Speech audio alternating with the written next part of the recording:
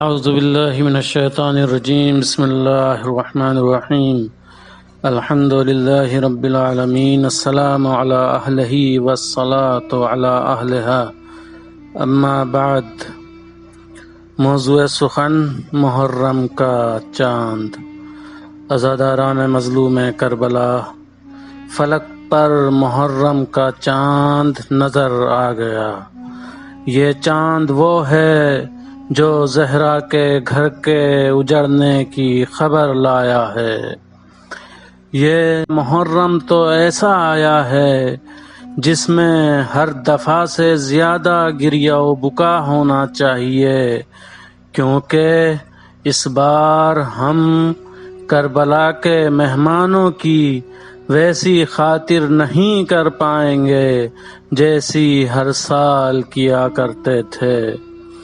امام رضا علیہ السلام فرماتے ہیں، جب فلک پر محرم کا چاند نظر آتا تھا تو میرے بابا کے چہرے کی مسکان ختم ہو جاتی تھی اور پورے عشرے میں گریہ و بکا کرتے رہتے تھے، اور روز عاشور میرے بابا کی ایسی حالت ہو جاتی تھی کہ بیان نہیں کر سکتا۔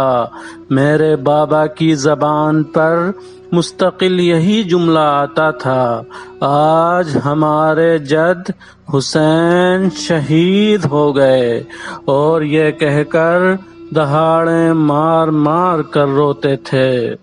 دوسری حدیث میں امام رضا علیہ السلام فرماتے ہیں، غم حسین نے ہماری آنکھوں کو زخمی کر دیا ہے، ہمارے قلوب کو مزمحل کر دیا ہے، اور یہ غم ہمارے دلوں کو قیامت تک برماتا رہے گا۔ اگر ہمیں اہل بیت اطہار کی پیروی کا دعویٰ ہے تو عزائے حسین میں بھی ان کی پیروی ہونی چاہیے، اور کم سے کم عشرے تک ہمارے لبوں پر مسکان دکھائی نہیں دینی چاہیے، کیونکہ ہم اس گھر کے عزادار ہیں جو صبح سے عصر تک پورے کا پورا گھر اجڑ گیا۔ انا للہ و انا الیہ راجعون۔